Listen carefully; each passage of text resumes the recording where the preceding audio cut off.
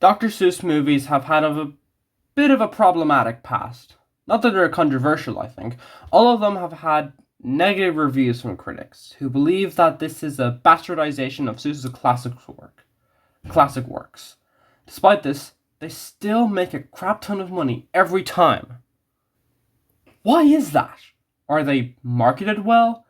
Do they respect the viewer's intelligence? Or, maybe, are they really good and people love them that much? If you said the last question, get some help.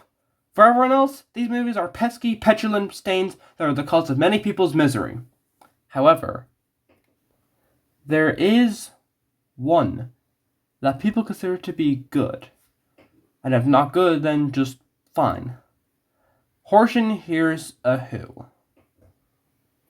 Released in 2008 and starring Jim Carrey, because that worked so great before, this movie had so far been the only Dr. Seuss movie adaptation to receive positive reviews from critics.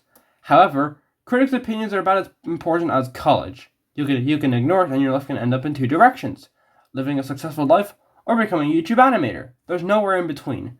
So without further ado, let's begin. Horton Hears a Who follows Horton. No, really? An elephant who swims. This isn't important, but swimming is my favorite sport, so I give it a point for that already. One day, he hears a noise come from a speck and puts it on a clover. Despite everyone telling him that there isn't anyone on the speck, it turns out that Horton is right, as there's a whole city of minuscule people living on that speck called the Whos. After the mayor of the city, McDodd, voiced by Steve Carell, discovers this, he tells Horton to put the clover in a place where they won't get obliterated.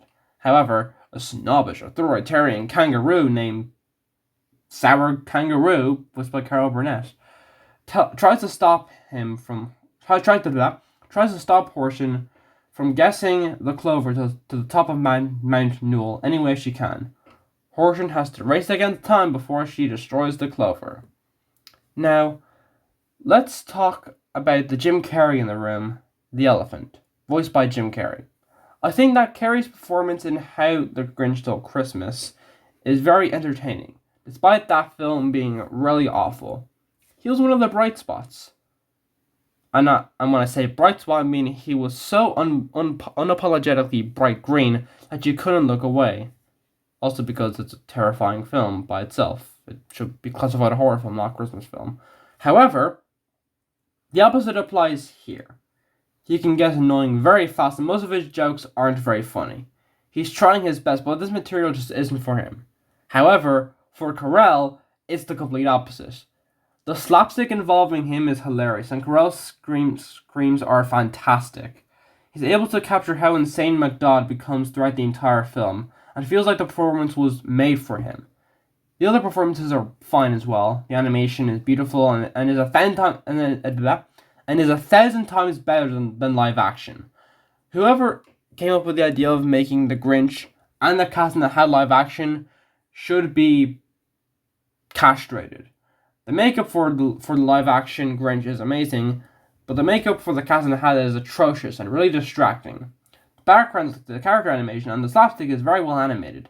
This is animated by Blue Sky recipes, so that's probably why it has a soul compared to the shallowness of the Lorax and the Grinch, both done by Illumination, which have made good films like Sing and Despicable Me, but have also made Hop, and Secret Life of Pets, so it kind of evens each other out. I'm of the belief that Illumination isn't the worst animation studio ever made, or in modern day Hollywood. That distinction goes to Disney. Go on, say something about it in the comments. I'll read them. Not going to say anything though, because of my damn opinion. And you should respect that. If you don't respect my opinion, then you can bank right off to no opinion land. In other words, Alex Jones land. The characters are fine but forgettable. Nothing to write home about. The worst part of this movie, though, is the most egregious part in any Seuss adaptation. Gonna get real close up for this one. Really close. Cringe. As you all know, cringe is an unforgivable sin. The 8th one, but it's not included because even Satan thinks the cringe is too horrid of a sin to include in the 7 deadly sins, which will make it the 8th deadly sins. There we go. Cringe runs rampant throughout this entire film. Well, not the entire film, like this isn't the Cat in the Hat or the Lorax, but it is present. Like a pesky stain that won't go away, or an itch on your back that no matter how many times you scratch, it keeps coming back, or the thought that you have of something stupid you did, and then when you're trying to sleep, it keeps bugging you at the back of your head, like a nail being nailed into your brain. I'm getting too many analogies. Where was I? Yes.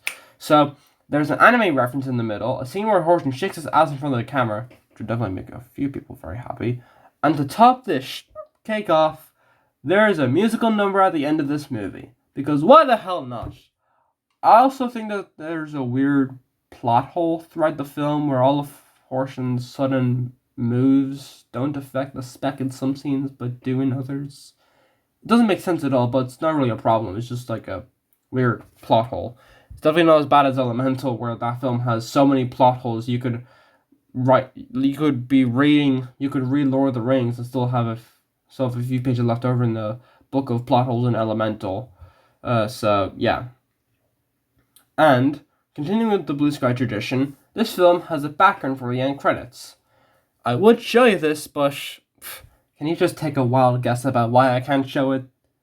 Just screw YouTube. Take notes, every other studio. Have backgrounds for your credits. It shows that you care. Also the music. John Powell is a fantastic composer who is able to make epic scores for kids' movies. Also United 93. Listen to that score, it's brilliant. Isn't that poetic? I make a review of Horton Hears a Who and I somehow end it with 9/11. What a shocker. Overall, this is a very good film. It has beautiful animation, likable characters, hilarious slapstick, energetic voice performances, and a great score. However, the comedy is hit or miss, character performance is mediocre, and the cringe stuff is really bad. Despite this, I recommend this film, and I don't recommend any of the other Seuss movie adaptations, because they're all bad. Really bad. Really, really, really, really, really, really, really bad. It's not great. Not a great film. I would give it a 7.5 out of 10 is my rating for Horton Hears a Who. But compared to the other Seuss movie adaptations, just good in this term for Seuss adaptations is best picture worthy, especially for the other 4 movies. Now, if you excuse me,